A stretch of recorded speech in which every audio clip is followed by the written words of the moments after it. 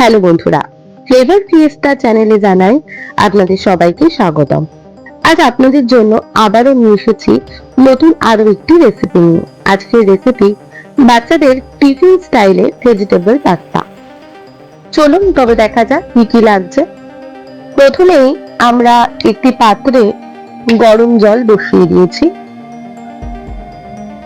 জল প্রায় গরম হয়ে আসলে আমরা তাতে দিয়েছি 1 থেকে 2 চামচ লবণ।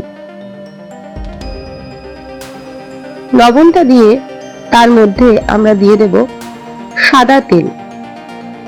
এই সাদা তেল দিলে পাস্তা একেবারেই একটির সাথে লেগে যায় না। আমি কিন্তু এখানে নিয়েছি সুজির পাস্তা। ময়দা যেহেতু আমরা অ্যাভয়েড করি, তাই আমরা নিয়ে ফেলেছি সুজির পাস্তা। পাস্তাটি বেশ খানিকক্ষণ এরকম ভাবে গরম জলে রেখে যখন দেখবো একেবারে সিদ্ধ হয়ে গেছে, তখন একটি স্টেনারের সাহায্যে আমরা এই পাস্তাগুলি জল থেকে আলাদা করে দেব। দেখতেই পাচ্ছেন একটি স্টেনারের সাহায্যে আমি পাস্তাগুলো অন্য একটি পাত্রে তুলে দিচ্ছি। তুলে নেওয়ার পর এরপর আরো একটি কড়া নিয়ে আমরা সেই কড়াটিকে গরম করে সামান্য তেল দিয়ে সেখানে আমরা ডিম ঝুড়ো করে নেব। এই ঝুড়ো ডিম বা স্ক্র্যাম্বল এগ আমরা অপর একটি পাত্রে তুলে নিয়ে আবার কড়াইটি গ্যাসে বসিয়ে দিলাম। এরপর কড়াইতে দিয়ে দিলাম বেশ খানিকটা সর্ষের তেল।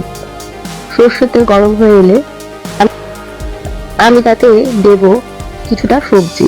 প্রথমে দেখুন কি নিয়েছি, কিছুটা ঘষে রাখা আদা, কিছুটা ঘষে রাখা রসুন এবং কিছু লঙ্কা আমি কুচো করে নিয়েছি এবং আমি পেঁয়াজ কিছুটা সরু করে কেটে নিয়েছি। এরপর দেখুন আমাদের তেল প্রায় গরম হয়ে এসেছে। এরপর আমি এই সমস্ত উপকরণগুলি এই তেলের মধ্যে এক এক করে দিয়ে দিচ্ছি। প্রথমে দিয়ে দিচ্ছি আমি গ্রেট করে রাখা রসুন কুচি। আপনারা দেখতেই পাচ্ছেন আমি গরম তেলে এবার দিয়ে দিলাম গ্রেট করে রাখা রসুন।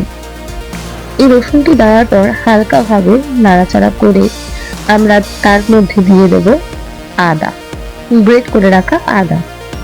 এই আদাটিও আমি একইভাবে রসুনের মধ্যে দিয়ে দেওয়ার পর হালকা ভাবে নাড়াচাড়া করেই আমরা কিন্তু এরপর দিয়ে দেব খানিকটা কাঁচা লঙ্কা। কাঁচা লঙ্কা তেলে দিয়ে দেওয়ার পর বেশ ভালো করে এই সমস্ত আদা, রসুন এবং কাঁচা লঙ্কা আমি তেলের মধ্যে ভাজবো। ততক্ষণ ভাজবো যতক্ষণ না আদা এবং রসুনের কাঁচা গন্ধটি চলে যায় এবং লঙ্কা সামান্য ভাজা হয়ে না আসে। এরপর এতে দিয়ে দেব সরু করে কেটে রাখা পেঁয়াজ। এই পেঁয়াজটি দেওয়ার পরে সমস্ত মশলাটিকে খুব ভালোভাবে ভাজতে হবে এবং এই ভাজার পর পেঁয়াজ যখন হালকা বাদামি বর্ণ ধারণ করবে, ঠিক সেই মুহূর্তে আমরা কিন্তু কিছু সবজিও এর মধ্যে অ্যাড করব। আমরা জানি যে বাচ্চারা একেবারেই সবজি খেতে পছন্দ করে না, কিন্তু এই সবজিগুলি যখন বাচ্চারা এই পাস্তার মধ্যে পাবে, আশা করি এবার চেটে কুটে সাফ করে ফেলবে। দেখতেই পাচ্ছেন আমি খানিকটা বাঁধাকপি, গাজর, ক্যাপসিকাম এবং বিনস কেটে নিয়েছি এবং সেগুলি আমরা কিন্তু এক এক করে এইভাবে ভেজে নেব। প্রথমে আমি দিয়ে নিয়েছি বাঁধাকপি, এরপর দিয়ে নেব গাজর, ক্যাপসিকাম এবং বিনস। আপনারা যদি এই সময় অন্য কোনো সবজি দিতে চান, অর্থাৎ ফুলকপি বা আলু, এই সময়তেই কিন্তু দিয়ে নিতে পারেন। আশা করি তাতেও কোনো সমস্যা হবে না। আমার বাড়িতে ফুলকপি ছিল না, তাই আমি দিইনি। এই পর্যায়ে আমি দিয়ে নেব সামান্য লবণ এবং সামান্য মিষ্টি। দেখতেই পাচ্ছেন সমস্ত রকম সবজিগুলো আমাদের প্রায় সেদ্ধ হয়ে এসছে। ঠিক এই সময় কিন্তু আমরা অ্যাড করে দেব স্ক্র্যাম্বল এগ বা ডিমের ভুজিয়া। এই ডিমের ভুজিয়াটা অ্যাড করার পরও আমরা বেশ খানিকক্ষণ নাড়াচাড়া করার পর আমরা এতে অ্যাড করে দেবো আমাদের সেদ্ধ করে রাখা সুজির পাস্তা। এই পাস্তাটি আমরা এই পর্যায়ে খুব ভালোভাবে সমস্ত সবজির সাথে মিশিয়ে নেব এবং এরপর দিয়ে দেবো খানিকটা সস। আশা করি সস আপনাদের প্রত্যেকের বাড়িতেই থাকে।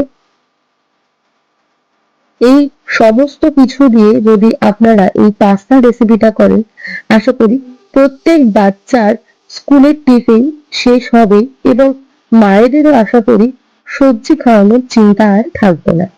দেখতেই পাচ্ছেন আমাদের পাস্তা রেডি এবং আমরা একটি প্লেটে সার্ভ করে নিয়েছি।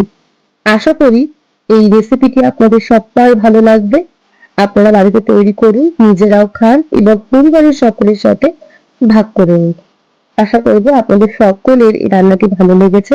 ভালো লাগলে লাইক, কমেন্ট এবং সাবস্ক্রাইব করে দেবেন এবং দেখা হচ্ছে অন্য কোনো দিন অন্য কোনো রেসিপির সাথে। আজকের মতো টাটা।